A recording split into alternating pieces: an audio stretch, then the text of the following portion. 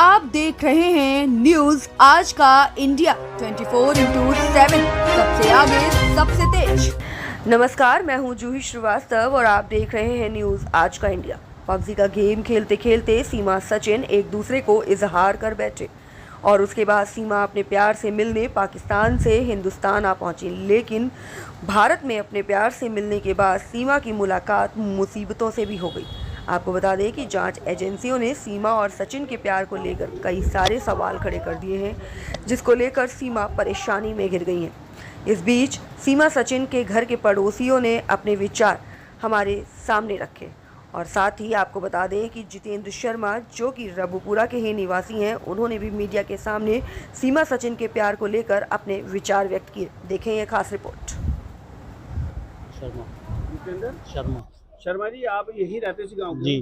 क्या कहना मानना है आपका, जो सचिन और ये सीमा के आए हुए हैं और इससे जांच भी चल रही है, तो इसको क्या आप इसको बहू मानते हो अभी या नहीं मानते? क्या नहीं, बिल्कुल नहीं। कैसे मान जाएंगे बहू? एक आतंकवादी देश से हमारे देश में आई है अनलीगल तरीके से, उसको कैसे बहू मान लिया जाएगा? आज तो एक आई है, कल को 50 सीमाएं और आएंगी आके यहाँ, फिर वो कल को कोई बम ब्लास्ट कराएंगी, कुछ कराएंगी। कौन जवाब देगा इसका? आज लोग जो खुश हो रहे हैं कि पाकिस्तान से बहू आ गई, पाकिस्तान से बहू आ गई, फिर उसको आतंकवाद की दृष्टि से कहाँ देखा जाएगा? एक तरफ तो वो आतंकवाद देश घोषित किया जा रहा है उसे कि आतंकवाद है, वो आतंकवादी गतिविधियां चलाता है, और उसके बावजूद यहाँ की जनता खुश हो रही है। क्यों खुश हो रही है भाई? एक सीमा के आने पर कितनी सीमाएं हैं इस देश में आ जाएंगी, और क्या होगा इस देश का अगर कोई कल को कोई वारदात हो जाती है तो कौन जवाब देगा? ये यहाँ के लोगों की जो जांच एजेंसी इसलिए जांच कर रही है ना, जांच एजेंसियां जांच कर रही हैं। जांच एजेंसियों का सही अभी जवाब आया कहाँ है? जांच एजेंसियां अपना काम कर रही हैं, लेकिन जांच एजेंसियों से क्लीन चिट मिलने के बाद भी सीमा को यहाँ नहीं रखा जाए, क्योंकि वो एक आतंकवादी देश से यहाँ आई है। जब हम जितेंद्र जी, वैसे भी सीमा और सचिन ने जो रास्ते अपनाए हैं वो बिल्कुल बायलॉ से अलग है, अनलीगल, इलीगल है। हाँ, इलीगल बिल्कुल। जो उन्होंने आधार कार्ड बनाया वो भी बेबुनियाद बिल्कुल गलत फर्जी फर्जी। हाँ। तो सारी शक की जो बातें हैं वो उनके विपरीत तो वैसे भी जा रही हैं। नहीं, इसको डिपोर्ट किया जाना चाहिए। मेरा मानना यही है कि इसको डिपोर्ट किया जाना चाहिए। आप लोगों को क्या मानना है फिर? इसको डिपोर्ट किया जाना चाहिए। आप किस नजर से थे आप लोग? हमारा मानना यह है, जब सीमा अपनी मर्जी से आई है तो रहनी चाहिए यहाँ। हाँ, हम कर बात है यही है, अपनी मर्जी से आई है, प्यार से आई है, अपने मोहब्बत करके आई है, और ऐसा ही जो उसने अपना दिल और जान सब कुछ उसने त्याग दिया उसके ऊपर, सचिन के ऊपर, तो उसे रहना चाहिए। नहीं, जैसे अभी शर्मा जी बता रहे हैं, आगे कोई गलत परिणाम निकलते हैं उसके लिए क्या करना? उसे तो सरकार देखेगी ना, इसका छानबीन करके तो देखेगी। हम यानी कि अपनाने को तैयार हो, बाकी सरकार के पाला सरकार के पास पाले में डालना चाह रहे हैं अब भी लोग। देखो कितनी बड़ी मानसिकता है यहाँ के लोगों की। मतलब अब भी सरकार को दोषी भी मानना है एक तरफ, अगर कोई वारदात हो जाती है तो सरकार दोषी है। अरे इसको रहना ही क्यों चाहिए यहाँ भाई? इसको डिपोर्ट कर दिया जाए। अब एक अंजू नाम की लड़की चली गई तो ऐसे ही चलता रहेगा। ये तो आज इंडिया से वहाँ जा रही है, कल को इंडिया की वहाँ जाएगी, पाकिस्तान से यहाँ आएगी। तो अपने कागजात के साथ गई है। हाँ, अंजू अपना वीजा ले गई है, लेकिन अब क्या वहाँ की, अब ये तो हमें वहाँ की मीडिया के द्वारा ही पता चल रहा है क्या है असलियत क्या है। बस असलियत थोड़ी पता चल रहा है। यहाँ की मीडिया यहाँ की दिखा रही है, वहाँ की मीडिया क्या दिखा रही है? अंजू का क्या पता चल रहा है अभी क्या है? तो कुल मिला के आपकी क्या राय है? हमारी राय ये है कि इसको डिपोर्ट किया जाना चाहिए। ऐसे नागरिक को इसको मतलब ये भी नहीं, अगर ये जालसाज में किसी में लिप्त भी पाई जाती है तो इसको जेल में न डाल के सीधा डिपोर्ट किया जाए, क्योंकि हम इस गंदगी को यहाँ रखना नहीं चाहते अपने भारत में। इससे हमारी जवान महिलाएं, बेटियां, उन पे भी इस चीज का गलत असर पड़ता है। अगर कल को ऐसे भागेंगी तो कल को जवान लड़कियां घर को सब भागेंगी, महिलाएं अपने बच्चों को छोड़ छोड़ कर भागेंगी, फिर क्या हुआ? फिर समाज में गलत मैसेज जा रहा है इस चीज का।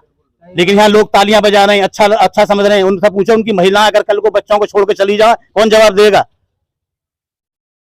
तो इसलिए इसको यहाँ से डिपोर्ट किया जाए। बच्चों को भी लेकर उनके पिताजी हैं वहाँ पर, अच्छा पैसा कमाते थे। एक बताओ, 80,000 रुपए मंथली जो व्यक्ति वहाँ कमा रहा है, उसको छोड़ने के बाद एक 7,000 8,000 रुपए वाले महीने के घर में आके कैसा गुजारा करेगी? 4 बच्चों का कैसे पालन पोषण करेगी? ये चीज बिल्कुल सही कह रहे हो शर्मा जी आप। क्या एक अच्छा रुतबा पाने वाली महिला, जिसको अच्छा खासा पैसा मिल रहा हो, वो छोड़ करके 10-12 हजार रुपए वो कहते मैं ऐसे यहाँ गुजारा कर लूंगी, कहीं गले से उतरती बात? बिल्कुल नहीं, ये एक साजिश है। ये एक साजिश है, सोची समझी रणनीति है पाकिस्तान की। और देखो इसमें जांच चल रही है, अब सबके सामने आ जाएगी अपने आप क्या निकलता है क्या नहीं निकलता। ये सब एक नाटक है ना। प्यार में इस तरीके से 4-4 बच्चों की माताएं 3-3 बॉर्डर पार करके इस तरीके से कोई आएगी, ये बहुत बड़ी साजिश है।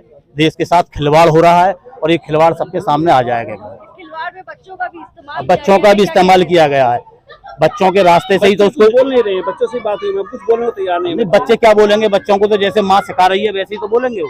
ये अभी कुछ दिन पहले ही उनके एक बच्चे का एक न्यूज आया है कि उसने बोला है कि मैं इंडियन आर्मी में जाना चाहता हूँ। हाँ, तो वो सिखाया गया उसको भाई, वो तो माँ जैसे उसको बता रही है बच्चों को वो वैसे ही बोल रहे हैं। इतनी जल्दी बच्चों को बताओ कहाँ से ट्रेनिंग मिल गई कि जो बच्चे हिंदी भाषा बोल रहे हैं वो पूरी प्योर हिंदी बोल रही है, पाकिस्तान का एक शब्द यूज नहीं करती, उर्दू का एक लफ्ज यूज नहीं करती। तो बताओ ये क्या एक सोची समझी चाल तो है। इसमें जो निष्पक्ष जांच करना चाहिए हमारी एजेंसियों को, और जांच कर भी रही है, देखो वो आ जाएगी सबके सामने निकल के। कुल मिला के ये सरकार को क्या कदम उठाना चाहिए जो उठा रही है सरकार? आपको तो सरकार को इसमें यही है हमारे, हाँ सरकार को यही है, हमारे गृह मंत्री जी को जो जांच का विषय चल रहा है, जो 5 एजेंसियां हमारी जांच कर रही हैं वो बिल्कुल सही, अभी वो निर्णय आ जाएगा कुछ दिन में, क्योंकि फुल तरीके से इसकी जांच की जाएगी। आधार कार्ड जैसे निकले, फर्जी आधार कार्ड निकल रहे हैं, तो साजिश तो है ही है।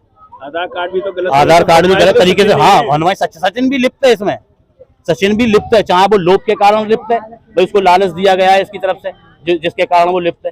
नहीं, कोई भी शख्स इस तरीके से 4 बच्चों की माँ को अपने घर में पनाह नहीं देगा दूसरे देश की महिला को।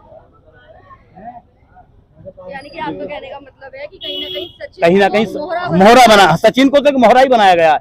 सचिन इस लायक है भी नहीं, सचिन को इसने एक मोहरा बनाया। इसकी एक प्लानिंग थी कि मैं इंडिया में प्रवेश करूं। अब इंडिया में प्रवेश करने के लिए एनसीआर के 50 लड़कों से बात करती थी पबजी के द्वारा, लेकिन कोई भी व्यक्ति बाहर का नागरिक होने की वजह से इसको पन्ना देने की कोशिश नहीं करता था, भाई वो भी फंस जाता। इसलिए सचिन को इसने मोहरा बनाया। सचिन एक बात है, पबजी के अंदर तो बहुत अच्छे परिवार के लड़के भी देते, बच्चे भी खेलते, इसने एक गांव देहात को क्यों चुना? गांव देहात को इसलिए चुना ना कि किसी ने पनाह नहीं दी ना, वो सब जानते थे कि पाकिस्तान देश से है, भारत की गरीबी का फायदा उठाया उसने देखा कि ये लड़का बहुत गरीबी हालत से है, उसको लालच दिया गया। लालच देने के बाद में वो लोभ के कारण आया, फिर उसने अजमा के देखा इसको नेपाल बुलाया जाए, इसको नेपाल बुलाया उसने पैसा देकर, वो नेपाल भी चला गया। उसके दिमाग में बैठ गई कि हाँ ये वाकई में लड़का जो गरीब हालत है इसकी और दिमाग से इतना है नहीं, ये सही रहेगा, तो उसने इसको चुना। सचिन का जो दिमाग ब्रेन उसने पूरा पूरा उसकी दिमाग वाश किया।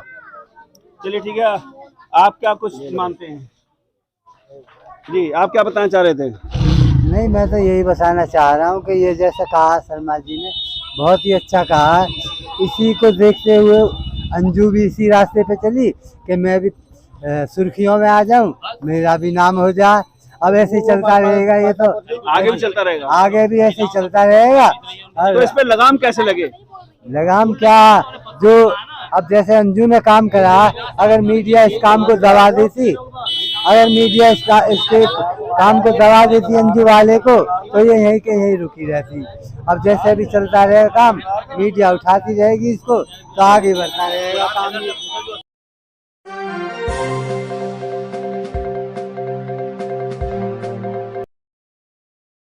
आप देख रहे हैं न्यूज आज का इंडिया 24/7, सबसे आगे सबसे तेज।